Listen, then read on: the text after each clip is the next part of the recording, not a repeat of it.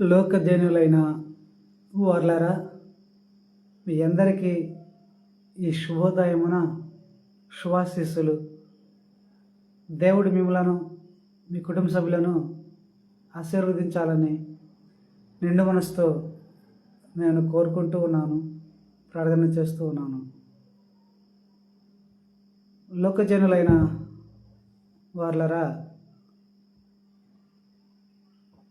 మిమ్మల్ని సృష్టించిన మీ సృష్టికర్త అయిన దేవుడు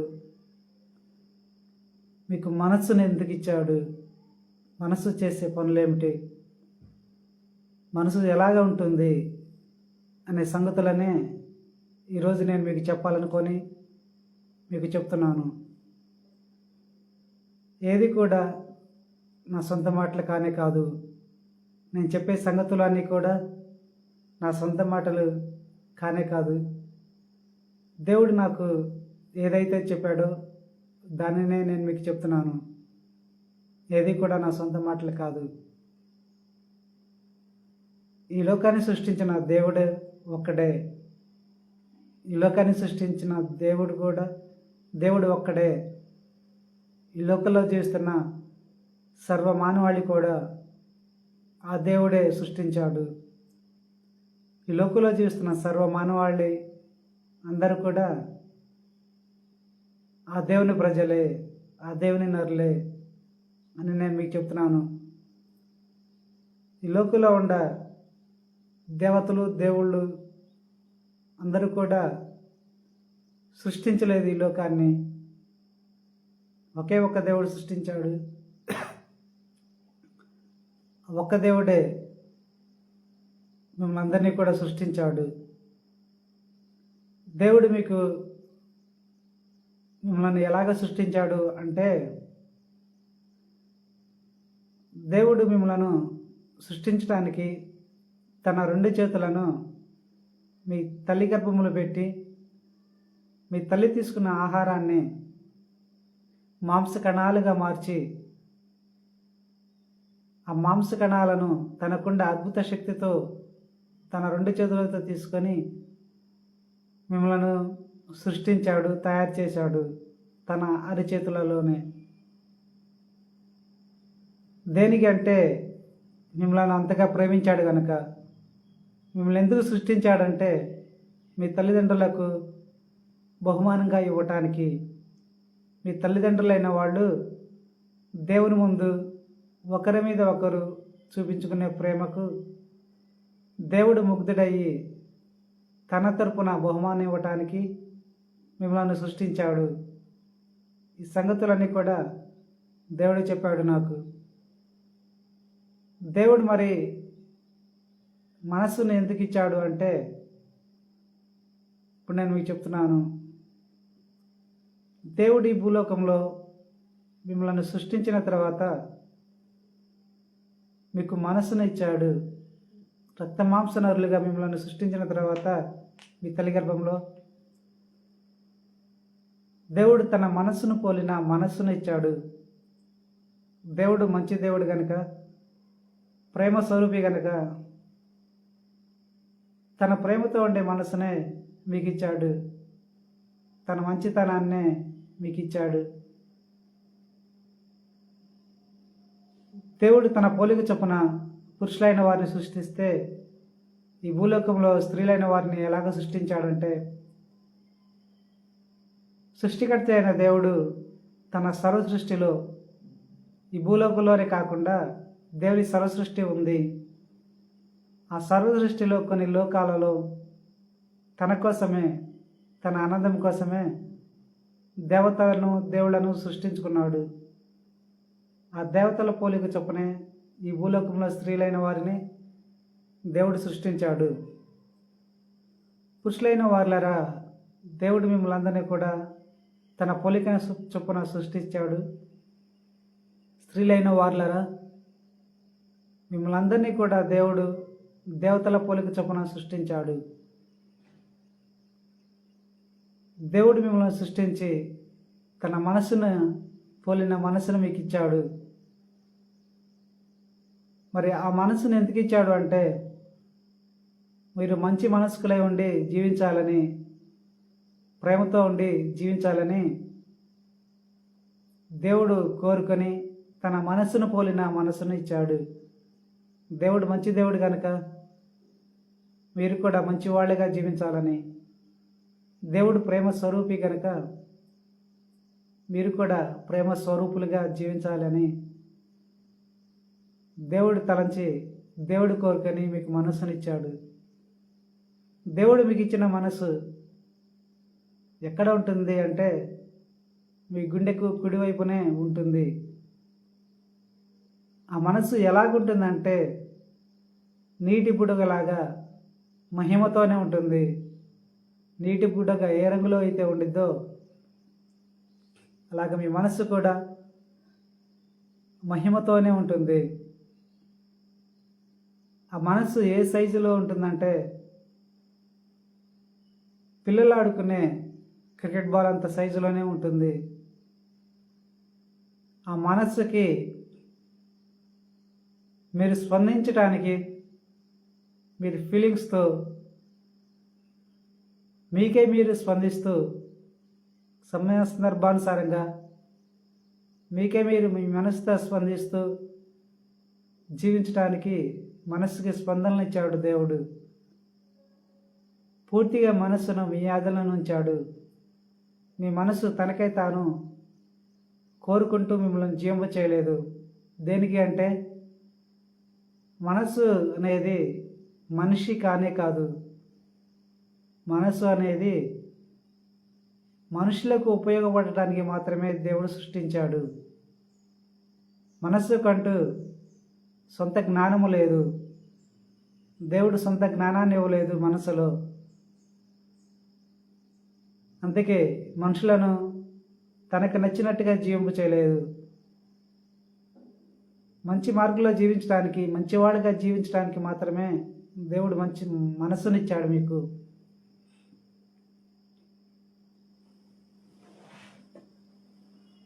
ప్రేమతో జీవించడానికి మాత్రమే దేవుడు మనస్సునిచ్చాడు మీకు. ప్రేమ స్వరూపులుగా జీవించడానికి మాత్రమే దేవుడు మనసునిచ్చాడు. మనసును పూర్తిగా మీ ఆధీనంలో ఉంచాడు. మనుషులైన మీ ఆధీనంలో ఉంచాడు. మీరు మంచి మనసులో జీవిస్తూ మంచి మార్గంలో జీవించాలని, ప్రేమ స్వరూపులుగా జీవించాలని ఆ జీవితాన్ని మీ మనసులోనే బంధిస్తూ ఉన్నాడు దేవుడు. మీ మనసుకంటూ సొంత జ్ఞానం లేదు. మీ మనసుకంటూ వ్యక్తిత్వం లేదు. మీ మనసు తనకే తాను స్పందించదు దేనికి. మీరు స్పందించటానికే, ప్రేమ ఆప్యాయతలను నిమిత్తము స్పందించడానికి, కోపోద్రేకాల నిమిత్తము మీకే మీరు స్పందిస్తే మీ ఆ స్పందన అనేది మీ మనసు తెలుసుకుంటుంది, అలా స్పందిస్తుంది. మీరు మీ మనసును ఎలాగైతే స్పందింప చేస్తారో అలాగే స్పందిస్తుంది. మీరు సమయ సందర్భాన్ని బట్టి ప్రేమ ఆప్యాయతలను చూపిస్తున్నప్పుడు మీ కుటుంబ సభ్యుల మధ్య కావచ్చు, మీ ఎదుటి ఉండే మనుషుల నిమిత్తం కావచ్చు, ప్రేమ ఆప్యాయతలను చూపిస్తున్నప్పుడు మీరు స్పందిస్తుంటే మీకే మీరు స్పందిస్తేనే మీ మనసు స్పందిస్తుంది. ఇంకా సమయ సందర్భాన్ని బట్టి మీ ఎదుటి వాళ్ళ నిమిత్తము కోపోద్రేకాలతో ఉన్నప్పుడు మీరు ఆ కోపోద్రేకాలను స్పందిస్తున్నప్పుడు మీ మనసు కూడా ఆ స్పందనను కలిగి ఉంటుంది. అంతేకాని మీ మనస్సుకంటూ తనకై తాను దేనికి స్పందించదు, దేనికి కూడా రియాక్ట్ కాదు.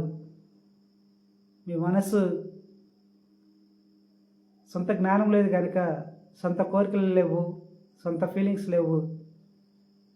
మీ మనసు ఎప్పుడు కూడా నిరంతరం తనకై తాను దేనిని కోరుకోదు, దేని గురించి ఫీల్ కాదు. పూర్తిగా మీ ఆధీనంలో ఉంది. దేవుడు మీ ఆధీనంలో ఉంచాడు మీ మనసును. మీ మనసును దేవుడు ఎందుకు ఇచ్చాడంటే మీరు మీ మాటల ద్వారా, మీ చూపుల ద్వారా, మీ క్రియల ద్వారా మీరు జీవిస్తున్న జీవితాన్ని మొత్తాన్ని కూడా దేవుడు మీ మనసులో బంధిస్తూ ఉన్నాడు. దేవుడే చెప్పాడు నాకు, నేను ఈ భూలోకంలో నరులను సృష్టించుకున్న తర్వాత నా జనులైన వాళ్ళు వారు జీవించే జీవితాన్ని మొత్తాన్ని కూడా నేను వారి మనసుల్లోనే బంధిస్తున్నాను. నేను ఎందుకు బంధిస్తున్నాను అంటే, వారు చనిపోయిన తర్వాత వారి ఆత్మలను ఎక్కడ ఉంచాలని నిర్ణయించటం కోసము వారి మనసులో బంధిస్తున్నాను. ఈ భూలోక జనులైన వాళ్ళు చనిపోయిన తర్వాత వారి ఆత్మతో పాటు వారి మనస్సు కూడా వారి శరీరాన్ని వీడి ఆత్మలోకి చేరుతుంది. ఆత్మలోకి చేరినప్పుడు మనస్సు, ఆత్మలో జీవితం బంధించాను కనుక ఆ జీవితాన్ని చూస్తాను నేను. ఆ జీవితాన్ని చూసి ఆత్మగొండ వారిని నా రాజ్యానికి తీసుకోవాలా, భూలోకంలో ఉంచాలా, నరకానికి పంపాలా అని నిర్ణయించి వారిని ఎక్కడ ఉంచాలో అక్కడ ఉంచుతాను, వారి మనసులో బంధించబడ్డ జీవితాన్ని బట్టి అని దేవుడు చెప్పాడు. మీరు కనుక దేవుని చిత్తానుసారంగా, దేవునికి ఇష్టమైన రీతిగా మంచి మార్గంలో, సన్మార్గంలో జీవించి ఉంటే, మీ మాటల ద్వారా, మీ క్రియల ద్వారా, మీ చూపుల ద్వారా జీవించి ఉంటే, ఆ జీవితం మొత్తం కూడా మీ మనసులో బంధిస్తున్నాడు కనుక దేవుడు, మీరు చనిపోయినప్పుడు మీ శరీరాన్ని, మీ ఆత్మ వీడినప్పుడు, జీవాత్మగా ఉన్న మీరు మీ శరీరాన్ని వీడినప్పుడు మీ మనసు కూడా మీ శరీరాన్ని వీడి జీవాత్మగా ఉన్న మీలోకి చేరుతుంది. అప్పుడు మీరు మీ దేవుని చిత్తానుసారంగా జీవించి ఉంటే, పరిశుద్ధులుగా జీవించి ఉంటే, దేవుడు మిమ్మలను, జీవాత్మగుండ మిమ్మలను తన రాజ్యానికి తీసుకుంటాడు. మీరు కనుక దేవుని చిత్తానికి వ్యతిరేకంగా ఈ లోకం కోసం జీవిస్తూ ఉంటే, పాపాలు చేస్తూ ఉంటే, దేవునికి కోపం వచ్చేదిగా జీవిస్తే, పాపాలు చేస్తూ ఉంటే, చెడు మార్గంలో జీవిస్తూ ఉంటే, అప్పుడు కూడా మీరు చనిపోయిన తర్వాత మీ మనసులో ఉన్న జీవితాన్ని బట్టి మీరు తక్కువ పాపం చేస్తే మీ ఆత్మను, జీవాత్మ గుండా మిమ్మల్ని ఇక్కడనే ఉంచుతాడు ఈ భూమి మీద. ఎందుకంటే మీరు చేసిన పాపం నిమిత్తము జీవాత్మ ఉన్న మీరు అపవిత్రులు అవుతారు, అపవిత్రాత్మలుగా మారుతారు. అపవిత్రాత్మలుగా మారిన మిమ్మల్ని దేవుడు తన రాజ్యానికి తీసుకోడు. దేనికి అంటే, దేవుడు పరిశుద్ధుడు కనుక తన పరలోక రాజ్యానికి కూడా పరిశుద్ధంగానే సృష్టించుకున్నాడు కనుక పరిశుద్ధులను మాత్రమే దేవుడు తన రాజ్యాన్ని తీసుకుంటాడు. అపవిత్ర ఆత్మగా మారిన వారిని దేవుడు తన రాజ్యాన్ని తీసుకోడు.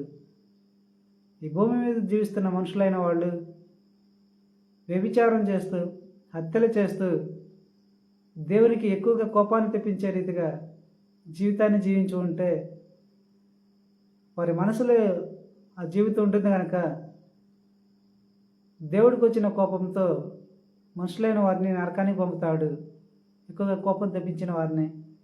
ఆ నరకంలో ఎలాగుంటుందంటే భయంకరమైన శిక్షలు ఉంటాయి, నరులైన వాళ్ళు తట్టుకోలేంత శిక్షలు ఉంటాయి అని నేను మీకు చెప్తున్నాను. మనస్సు అనేది మీకు ఇచ్చింది దేవుడు తనకై తాను స్పందిస్తూ మిమ్మల్ని జీవింపు చేయడానికి కానీ కాదు. మీలో కొంతమంది అనుకుంటూ ఉంటారు, మేము ఒకటి తలిస్తే మా మనసు ఇంకోటి తలుస్తుంది, మేము ఒకటి కోరుకుంటే మా మనసు ఇంకోటి కోరుకుంటుంది అని అనుకుంటూ ఉంటారు. అలాంటి వారితో నేను మీకు చెప్తున్నాను, మీరు ఒకటి కోరుకుంటే మీ మనసు వేరేది కోరుకోదు. మీరు సన్మార్గంలో జీవించాలని కోరుకుంటే మీ మనసు పాపాన్ని కోరుకోదు, పాపం చేయాలని కోరుకోదు. ఎందుకంటే మీ మనసుకంటూ సొంత జ్ఞానం లేదు, పాప జ్ఞానం లేదు, సొంత పాప ఫీలింగ్స్ లేవు, కోరికలు లేవు. మీ మనసు అనేది మనిషి కాదు. మీ మనసును దేవుడు మీ యాదులను ఉంచాడు. మీరు వాడుకోవటానికి మాత్రమే దేవుడు మీకు మనసునిచ్చాడు. మీరు సన్మార్గంలో జీవించడానికి ఉపయోగపడే మనసునే ఇచ్చాడు. మీకే మీరు మీ మనసును ఉపయోగించుకుంటూ స్పందిస్తూ జీవించడానికి ఇచ్చాడు. మంచి మనస్కులుగా మారి జీవించడానికి ఇచ్చాడు. ప్రేమ స్వరూపులుగా మారి జీవించడానికి దేవుడిచ్చాడు. మీరు మంచి మార్గంలో జీవించాలని కోరుకుంటున్నప్పుడు మీ మనస్సు మీకు వ్యతిరేకంగా చెడును కోరుకోదు, చెడుగా జీవించాలని కోరుకోదు. దేనికి అంటే మీ మెదడికంటూ చెడు జ్ఞానం లేదు కనుక, మీ మెదడికంటూ చెడు ఫీలింగ్స్, చెడు కోపోద్రేకాలు ఉండవు కనుక. మరి ఆ చెడు జ్ఞానము, ఆ చెడు ఫీలింగ్స్ అన్నీ ఎవరివి అంటే, ఇప్పుడు నేను మీకు చెప్తున్నాను, మీ ఆది తల్లిదండ్రులైన వాళ్ళు చేసిన పాపానికి వారి సంతానమైన భూలోక మానవాళి అందరి శరీరాల మీదకి దేవుడు సాతానుకు అధికారాన్ని ఇచ్చాడు. సర్పానికి సాతాను సర్పముగా మారింది. ఏదైనా వనములో ఏం జరిగిందంటే, ఏదైనా వనములో దేవుడు ఆదాము అవ్వలను సృష్టించిన తర్వాత వారిని పరీక్షించటం కోసమని పెట్టిన పరీక్షల్లో వాళ్ళు సాతాను అయిన లూసిఫర్ మాటలు నమ్మి, లూసిఫర్ మాటలు నమ్మి, ఆ సర్పం మాటలు నమ్మి ఆ దేవుని ఆజ్ఞను అతిక్రమించారు. దేవుని ఆజ్ఞను అతిక్రమించినప్పుడు దేవుడు ఏం చేశాడంటే, ఆ లూసిఫర్ ఆత్మను సర్పం నుండి బయట తీసి ఏదైనా వనములో సొరంగాన్ని ఏర్పరిచి, ఆ సొరంగాన్ని పాతాళం వరకు ఉంచి, ఆ పాతాళములో ఒక మూలన ఒక సింహాసనాన్ని ఏర్పరిచి ఆ లూసిఫర్ ఆత్మను అక్కడ పంపి అక్కడ సర్పం రూపాన్నిచ్చి ఆ సింహాసనం మీద కూర్చోపెట్టాడు దేవుడు. దానిని ఎలాగ కూర్చోబెట్టాడంటే ఘట సర్పముగాను కూర్చోబెట్టాడు. తన పొడవాటి నాలుకను బయటకు చాచి ఎప్పుడు కూరలు కోరుతూనే ఉంటుంది. ఈ మాటలోని కూడా నా సొంత మాటలు కాదు, కానీ దేవుడు నాకు చెప్పిన సంగతులనే నేను మీకు చెప్తున్నాను. కూరలు కోరుతూ ఉంటుంది సర్పం పాతాళంలో ఇప్పటికీ, ఆనాటి నుండి ఈనాటి వరకు కూడా. అలాగే ఎందుకు కోరుతుందో కూడా దేవుడు చెప్పాడు. ఆ సాతాను అయిన సర్పం తనకున్న శక్తితో నన్ను ఏమీ చేయలేక భూలోకంలో జీవిస్తున్న నా జనులైన వారిని ఎవరిని మింగుదామా, ఎవరిని తిందామా అని కోరుకుంటూ కూరలు కోరుతూ ఉంటుంది దాని కోపముతో. ఎందుకు అంటే దానికున్న శక్తితో నన్ను ఏమీ చేయలేక నన్ను బాధ పెట్టడం కోసము, నా జనులను నాకు వ్యతిరేకంగా జీవింపు చేయటానికి అని దేవుడు చెప్పాడు. అవును, ఆనాటి నుండి ఈనాటి వరకు కూడా పాతాళంలో ఉన్న సర్పం అయిన సాతాను దాని పొడవాటి నాలుకను బయటకు చాచి ఎప్పుడు కూరలు కోరుతూ ఉంటుంది. భూలోక జనులను ఎవరిని తిందమా, ఎవరిని మింగుదమా అని దేవుణ్ణి బాధ పెట్టడం కోసం వారిని పాపంలో పడవేస్తూ. మరి దేవుడు ఏం చేశాడంటే, ఆదామవులైన వాళ్ళు ఏ సాతాను మాటలు నమ్మి, ఏ సర్పం మాటలు నమ్మి పాపం చేశారో, ఆ పాతాళంలో ఉన్న ఆ సర్పాన్ని దాని పూర్తి శక్తితో దాని పొడవాటి నాలుగు ద్వారా బయటికి తీసి చిన్న సర్పముగా మార్చి అదే సొరంగం గుండా భూమి మీద తీసుకొచ్చి ఆదాము అవ్వల మనసులో బంధించాడు దేవుడు. ఆదాము అవ్వల మనసులో బంధించినప్పుడు మరి ఆ సర్పం ఎలాగ వారిని జీవింప చేసిందంటే, ఎప్పుడైతే ఆదాము అవ్వల మనసుల్లోకి దేవుడు సర్పాన్ని బంధించాడో అప్పుడు ఆ సర్పము దాని సొంత జ్ఞానంతో, దాని సొంత తెలివితేటలతో, ఫీలింగ్స్తో, కోరికలతో, దాని చెడు జ్ఞానంతో, దాని చెడు ఫీలింగ్స్తో, కోరికలతో కోరుకుంటూ ఉండేది, మనసుల్లో ఉండి, ఆదామవ్వల మనసుల్లో ఉండి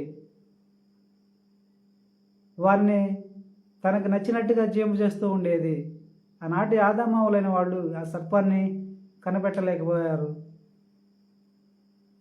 ఆది తల్లిదండ్రులైన ఆదామవ్వలు చేసిన పాపానికి భూమి మీద జీవిస్తున్న ఆదామవ్వల సంతానమైన భూలోక మానవాళి అందరి మనసుల్లో కూడా దేవుడు సర్పాన్ని బంధించాడు. ఆ సర్పము, మనసులో బంధించబడ్డ సర్పము, మీ అందరి మనసుల్లో కూడా సర్పాన్ని దేవుడు బంధించాడు. అది మీ తప్పు కానే కాదు.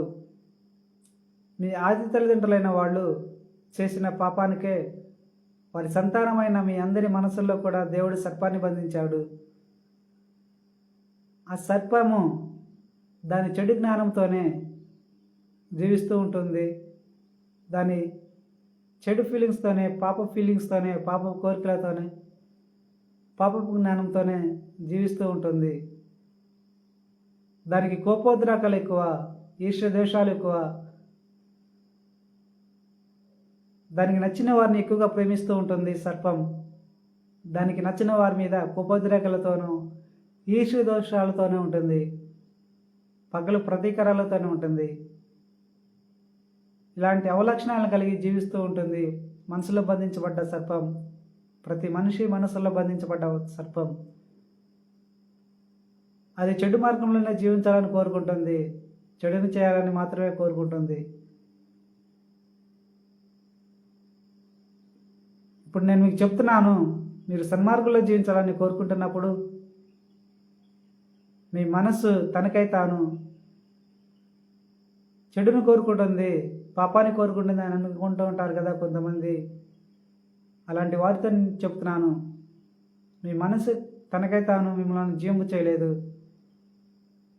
మీరు మంచి మార్గంలో జీవించాలని కోరుకుంటున్నప్పుడు మీ మనసు చెడు మార్గంలో జీవించాలని కోరుకోదు, చెడు జ్ఞానాన్ని కలిగలేదు కనుక.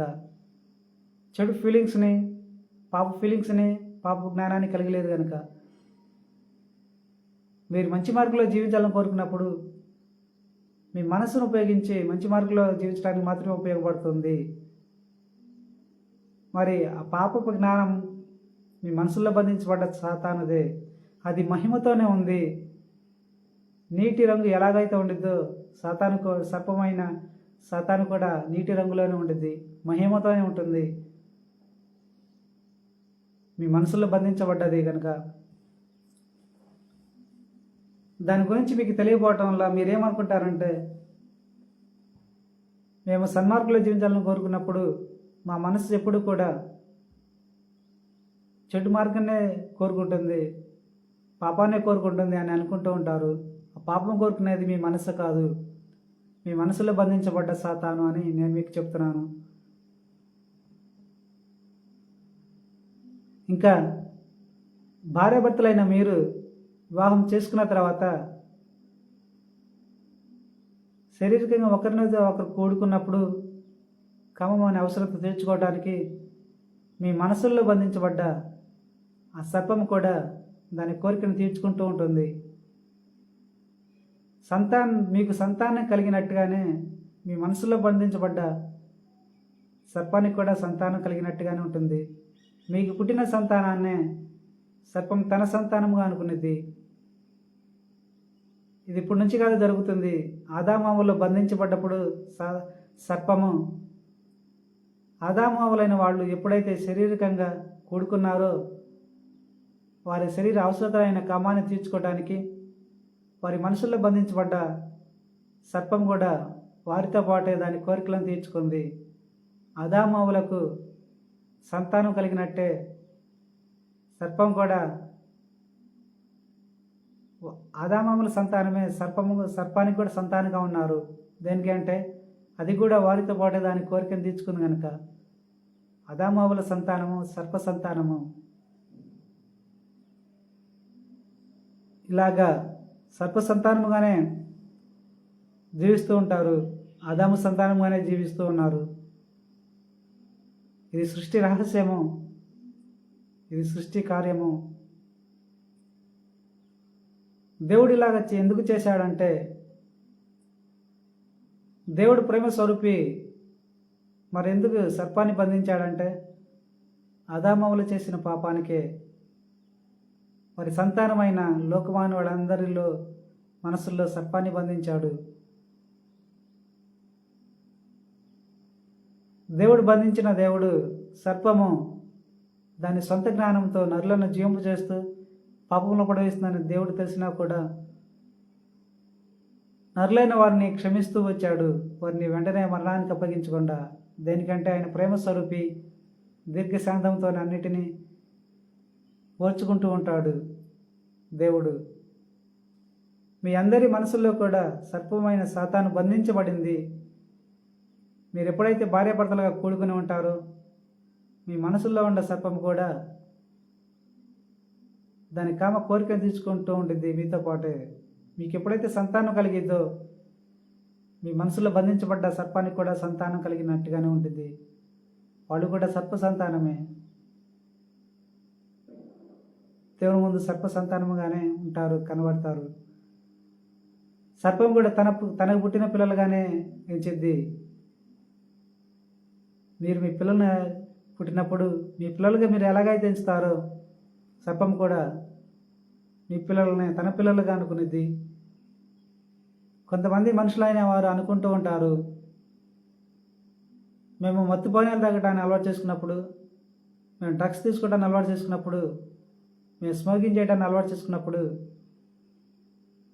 వాటి వల్ల మాకు కీడు జరుగుతుంది, రోగాలు వస్తున్నాయి, ఆర్థిక ఇబ్బందులు వస్తున్నాయి, ఆ కుటుంబాలలో గొడవలు వస్తున్నాయి అని మీరు ఆలోచిస్తూ వాటిని తాగకుండా ఉండటానికి కోరుకుంటూ ఉంటారు. ఆ మత్తు పానీయాలను, డ్రగ్స్ను, స్మోకింగ్ని తాగకూడదు అని కోరుకుంటూ ఉంటారు.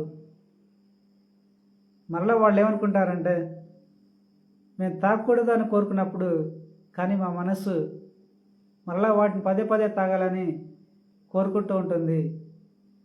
అందుకే మేము తాగుతున్నాము, మా మనస్సు కోరుకుంటుంది కనుకనే మేము తాగుతున్నాము అని అనుకుంటూ ఉంటారు. అలాంటి వారితో నేను మీకు చెప్తున్నాను, మీరు ఆ మత్తు పానీయాలను, డ్రగ్స్ను, స్మోకింగ్ చేయటాన్ని తాగకూడదని కోరుకున్నప్పుడు మీ మనస్సు మీకు వ్యతిరేకంగా, మీ కోరికగా వ్యతిరేకంగా వాటిని తాగాలని పదే పదే స్పందించదు, పదే పదే కోరుకోదు. దేనికి అంటే మీ మనసు కంటే సొంత కోరికలు లేవు, సొంత ఫీలింగ్స్ లేవు. వాటికి బానిస కాదు మీ మనసు. మరి బానిస అయ్యేది ఎవరంటే మీ మనసులో బంధించబడ్డ సర్పమైన సాతానే. మీరు మత్తు పానీయాలు తాగుతూ, స్మోకింగ్ చేస్తూ, పొగను తాగుతూ ఉన్నప్పుడు వాడి యొక్క రుచిని, వాడి యొక్క మత్తుని సర్పమైన సాతాను ఇష్టపడి కోరుకొని వాటికి బానిస అయిపోతుంది.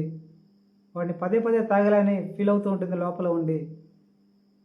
దాని ఫీలింగ్స్నే మీరు మీ మనసులో గ్రహిస్తూ ఉంటారు, తెలుసుకుంటూ ఉంటారు.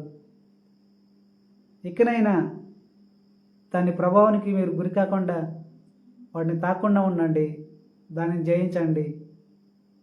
దాని కోరికలను, దాని జ్ఞానాన్ని చంపండి. అది కోరుకున్నప్పుడు దాని జ్ఞానాన్ని చంపండి తాగకుండా. అది ఫీల్ అయినప్పుడు ఆ మత్తు పానీయాలను, డ్రగ్స్ను, స్మోకింగ్ చేయాలని కోరుకున్నప్పుడు, వాటన్నిటిని తీసుకొని కోరుకున్నప్పుడు దాని కోరికను తీర్చకుండా దాని కోరికను చంపండి. దాని జ్ఞానానుసారంగా జీవించకుండా దాని జ్ఞానాన్ని చంపండి అని నేను మీకు చెప్తున్నాను. ఇంకా కొంతమంది మనుషులైన వాళ్ళు, యువతీయుకులైన వాళ్ళు ఒకరితో ఒకరు పరిచయం అయినప్పుడు, ఆ పరిచయాలైనప్పుడు వాళ్ళు అనుకుంటూ ఉంటారు, మాకు పరిచయమైన వాళ్ళతో, మేము ఇష్టపడ్డ వాళ్ళని మా మనస్సు కోరుకుంటుంది, మా మనస్సు ప్రేమిస్తుంది అని అనుకుంటూ ఉంటారు.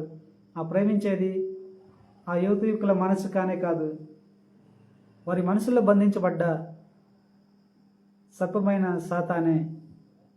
వారు యువతీయుకుల జీవితాన్ని పోలిన జీవితాన్ని జీవిస్తూ అది ప్రేమలో పడుతుంది.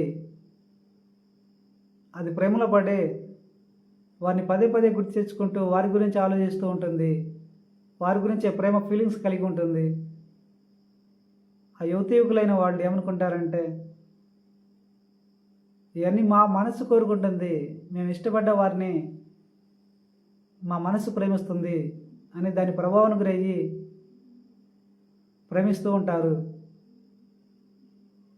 యువకులైన వాళ్ళారా, మీ మనసు మీకు ఎలా ఉపయోగపడుతుందంటే, మీరు మనసు పెట్టి జీవించడానికి, మనసును వాడుకుంటూ జీవించడానికే మీ మనసు ఉపయోగపడుతుంది. మీకు అనుకూలంగా జీవించడానికి, మీరు వాడుకోవడానికి మాత్రమే దేవుడు మీకు మనసునిచ్చాడు. మీకే మీరు స్పందించడానికి మాత్రమే దేవుడు మీకు మనసునిచ్చాడు. మీ మనసు తనకై తాను స్పందించలేదు, ఫీలింగ్స్ కలిగి ఉండదు. ఆ సర్పం ఎందుకు అలా కోరుకుంటుందంటే, ప్రేమిస్తుందంటే, మీలో ఉండి దాని కామ కోరికలను తీర్చుకోవాలని. అందుకే సర్పమైన సాతాను ప్రేమిస్తూ ఉంటుంది మీకు పరిచయమైన వారిని. దాని కామ కోరికను బలంగా కోరుకుంటుంది మనసులో ఉండి. అవన్నీ కూడా మీ శరీరానికి, మీ మెదడికి తెలుస్తూ ఉంటాయి, దాని కోరికలన్నీ కూడా. కొంతమంది యువకులైన వాళ్ళు అనుకుంటారు, మేము ప్రేమించే వారి నిమిత్తము మాకు కామపు ఫీలింగ్స్ కలుగుతున్నాయి, మా మనస్సు కోరుకుంటుంది కామ కోరికను తీర్చుకోవాలని, అందుకే మేము మా మనసు కోరికను తీరుస్తూ ఉన్నాము అని అనుకుంటూ ఉంటారు. అలాంటి వారితో నేను మీకు చెప్తున్నాను, మీ మనసు తనకై తాను కామానికి బానిస కాదు, కామాన్ని కోరుకోదు. మీ మనసులో బంధించబడ్డ సాతానే, సర్పమైన సాతానే కామానికి బానిస అయిపోయి మీరు ప్రేమించే వారిని పదే పదే కోరుకుంటుంది, కామంతో ఉంటుంది. దాని బానిస కామాన్నే మీరు మీ మనసులో గ్రహిస్తూ ఉంటారు.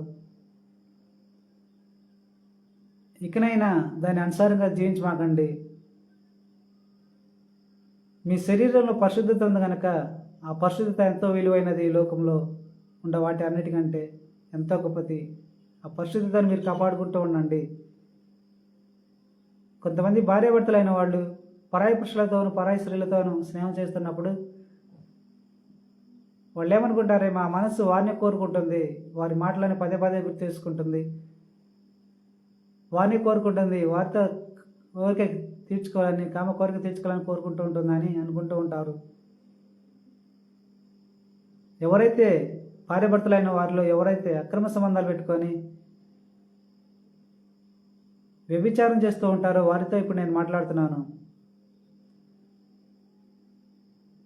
మనుషులైన వాళ్ళరా, మీ మనస్సుకి తనకై తాను కోరికలు లేవు, మీ మనసుకి కమానికి బానిస కాదు. మీరు ఇష్టపడ్డ వారిని పదే పదే కోరుకోదు, వారి నిమిత్తం కామపు ఊహలను కలిగి ఉండదు, ఫీలింగ్స్ కలిగి ఉండదు. మరి మీ మనసులో గ్రహిస్తున్న అవన్నీ కూడా సాతానువే, సాతానువైన సర్పానువే. మీకు పరిచయమైన వారిని, మీరు ప్రేమించే వారిని అది ఇష్టపడి దాని కామ కోరికలను కలిగి ఉంటుంది. వాటి అనుసారంగా మీరు జీవించమాకండి. మీ శరీరంలో ఉండే పరిశుద్ధతను గుర్తించండి. ఆ పరిశుద్ధత ఎంతో విలువైనది, ఎంతో గొప్పది. మీరు గనక సాతాను యొక్క మీ మనసులో బంధించబడ్డ ఆ సర్పం యొక్క కోరికలనుసారంగా, దాని బానిస కోరికలనుసారంగా మీరు జీవిస్తే మీరు అపవిత్రులు అవుతారు. వ్యభిచారం చేస్తే మీరు అపవిత్రతను జీవిస్తూ ఉంటారు. దేవుని ముందు మీకు విలువ ఉండదు అపవిత్రత జీవిస్తే. మీరు చనిపోయిన తర్వాత కూడా మీరు వ్యభిచారం చేసినందుకు మీరు జీవించిన జీవితం కూడా, వ్యభిచార జీవితం కూడా మీ మనసుల్లో బంధించబడుతుంది కనుక, అప్పుడు ఆత్మగుండా మీలోకి మీ మనసు వస్తుంది కనుక మీ ఆత్మ అపవిత్రాత్మగా మారుతుంది. అపవిత్రాత్మగా మారితే దేవుడు తన రాజ్యాన్ని తీసుకోడు, నరకానికి పంపి అగ్నిలో కలుస్తాడు వ్యభిచారం కనుక చేస్తే. ఇలా చెడు మొత్తం కూడా మీ మనసులో బంధించబడ్డ సర్పందే అని నేను మీకు చెప్తున్నాను. మనసు అనేది మీకు జీవించడానికి అనుకూలంగానే దేవుడు సృష్టించాడు. మీ మనసులో దేవుడు జీవితాన్ని బంధిస్తున్నాడు. మీ మనసుకు తనకై తాను జ్ఞానము లేదు, పాప జ్ఞానం లేదు, పాప కోరికలు లేవు, ఫీలింగ్స్ లేవు, బానిసే కాదు దేనికి కూడా. మీకు అనుకూలమైన మనసునే దేవుడిచ్చాడు, మీకు మేలుకరమైన మనసునే దేవుడిచ్చాడు, మిమ్మల్ని పాపంలో పడిన మనసునే దేవుడు మీకు ఇచ్చాడు. మీకే మీరు ఫీల్ అవుతూ జీవించడానికి మాత్రమే ఉపయోగపడే మనసునే దేవుడు మీకు ఇచ్చాడు అని నేను మీకు చెబుతున్నాను. మీరు నాతో మాట్లాడాలనుకుంటే నాతో మాట్లాడవచ్చు, మీకు తెలియని సంగతుల గురించి అడిగి తెలుసుకోవచ్చు. నేను చెప్పేది ఏది కూడా నా సొంత మాటలు కానే కాదు.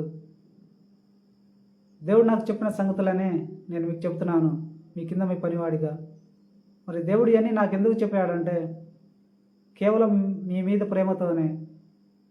మిమ్మల్ని తన కోసం సృష్టించుకున్నాడు కనుక మీ మీద ప్రేమతోనే నాకు చెప్పిన సంగతులనే నేను మీకు చెప్తున్నాను. ఇదంతా దేవుని గొప్పతనమే, ఇదంతా దేవుని ప్రేమయే మీ మీద అని చెబుతూ ఇంతటితో ముగిస్తున్నాను. దేవుడు మిమ్మలను మీ కుటుంబ సభ్యులను ఆశీర్వదించాలని నిండు మనసుతో కోరుకుంటూ ఉన్నాను. Amen, amen, amen.